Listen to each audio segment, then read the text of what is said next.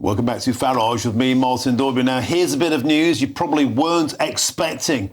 The SAS, of course, the ultimate elite unit known for conducting the most secretive and sensitive operations in the entire British Army, in fact, any regiment on the planet. Well, they've threatened to sue the British government over its controversial Troubles Bill, which passed its second reading earlier this week. Now, the bill has been criticised for stripping protections for veterans, opening the door for historic prosecutions, and indeed, 9 four-star generals have already warned that the elite forces unit are facing a mass exodus because soldiers simply don't feel that they're backed up by the system. Well, in an interview on this very show yesterday, the ex-SAS warrant officer Bob Parr made this extremely powerful point.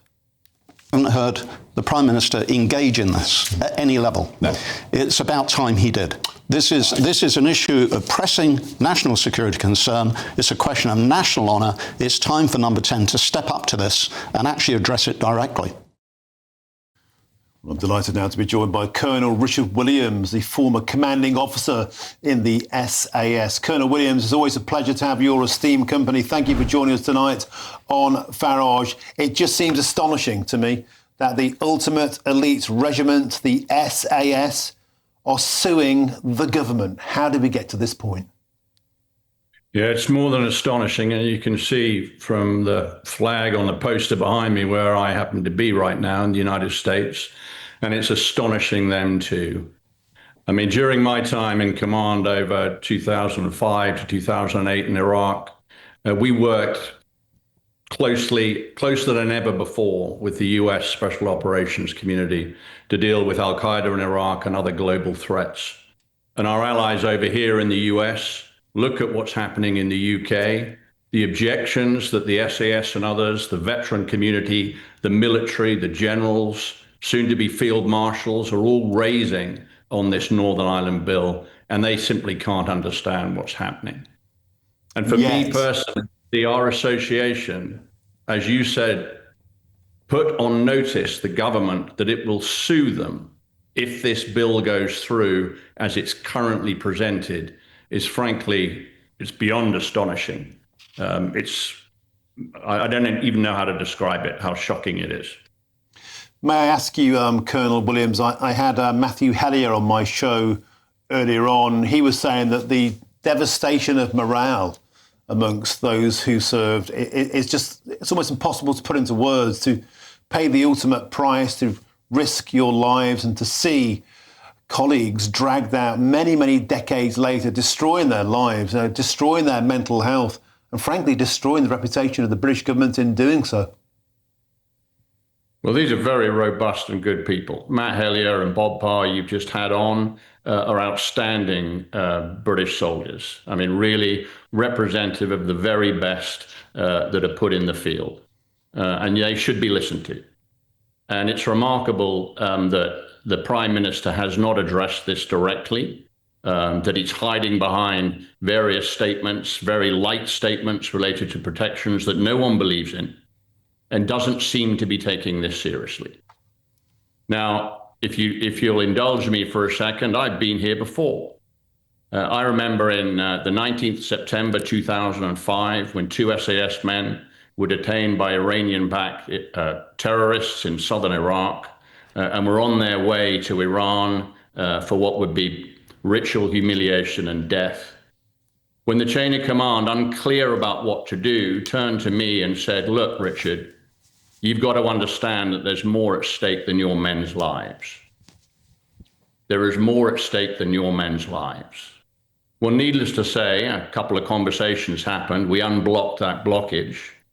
The squadron rescued them, and all, relatively speaking, was well.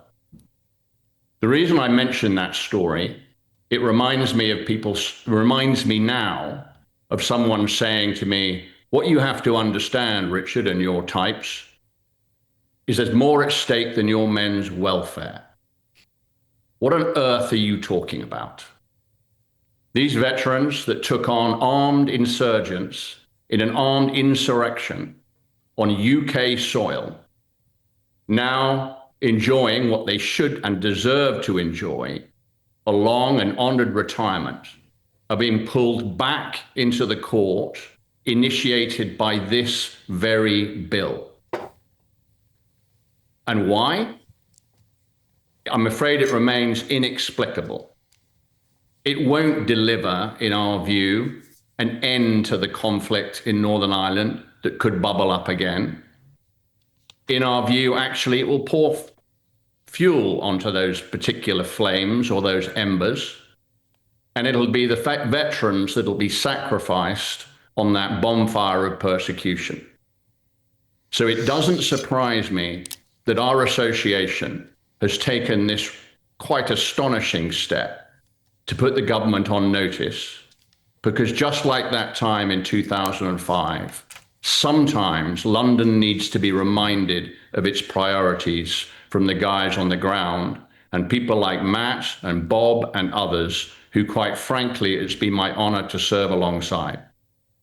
A VPN, a virtual private network, is a bit like taking to the road without car insurance. All it takes is one unlucky moment to cost you a lot of cash. This video's sponsor is Private Internet Access. They are the VPN to help keep you safe. Click the link in the description below to find out why over 30 million people have downloaded PIA to protect themselves online. A virtual private network is an app that hides your IP address and helps keep your data private. When you're browsing the internet at home, you give up a large amount of data to businesses, to shops, and indeed to social media giants too. Hackers have the ability to steal your personal data with ease, including sensitive information such as passwords, keystrokes, and even your personal photos. Private Internet Access helps protect your personal data by encrypting your internet connection to keep your data out of the hands of cyber criminals. And it's not just hackers either to be concerned about. Information can be censored too. When Canada passed their C18 bill, social media giants decided to ban news content on their platforms. But PIA can protect your ability to consume the news and content you love. Private Internet Access is available for Windows users, Mac OS, Android, Linux, iOS, and you can use one PIA subscription to protect an unlimited amount of devices. And we've got a huge GB News discount for you too. Click the link in this video's description and you'll get a massive 83% off PIA. That's under £2 a month, the price of a coffee, and you'll get an extra 4 months completely free on top. Also, there's a 30-day money-back guarantee too. Visit piavpn.com/GB News to start protecting yourself digitally today. Colonel Richard Williams, I'm blown away by that. Thank you so much for joining us on the show tonight, especially joining us from America. Commanding Officer, former Commanding Officer in the SAS, Colonel Richard Williams, thank you so much for joining us on the show. Back to see you. I'm just blown away by this, lads. I sincerely am. Tom Perslove, Matthew Saller, I don't think it matters, wherever you stand on the politics of this, to hear a former colonel like that get so powerfully emotional, we can't understand what it was ever like to fight in those theatres of war. Do the politicians get it? Why are they making it so divisive now? I think that's right, and it was very moving to hear Richard talk about that just then. And from my perspective, this approach that ministers are taking is completely wrong-headed, because I just don't see how it improves matters for anybody. The idea that elderly veterans are fearing a knock at the door to be dragged through these prosecutions, where even a few weeks ago we heard a case thrown out because actually there just isn't able to be appropriate evidence or sufficiently strong evidence presented to progress those cases. That was very clearly on the record from the court. But also for the families and those who, for example, lost loved ones on Bloody Sunday, a terrible thing that the state was right to apologise for and that should never have happened. I don't see how this brings them any closer to any truth either. And actually the Legacy Act, one of the principal reasons for the Legacy Act in the last Parliament was to try and help bring about some truth for those victims' families as well. That is making it harder through the steps that government's taking to get to that truth. What they should actually be doing is sticking with the Legacy Act, doing away with these prosecutions that are not going to go anywhere and that are causing terror for these veterans, but also trying to bring about a little bit of truth for those families. I also think it's terrible, the idea that this is stemming recruitment into our armed forces, and you can understand why. Matthew Stadlen, is this a case of a government that's so entangled and enshrined and enslaved by bureaucracy and lawfare, they simply don't get the real-world consequences of what they're doing here?